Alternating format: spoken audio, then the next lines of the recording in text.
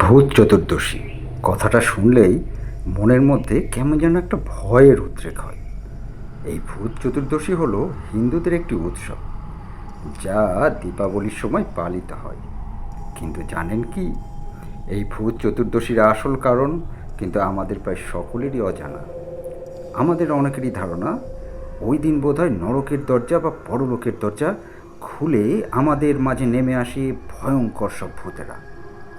আর তাদের তাড়াতেই আমরা বাঙালিরা দীপাবলির আগের রাতে 14 প্রদীপ জ্বালিয়ে সেই ভূতেদের তাড়িয়ে দিই। আসলে বিষয়টা কিন্তু একদমই তা নয়।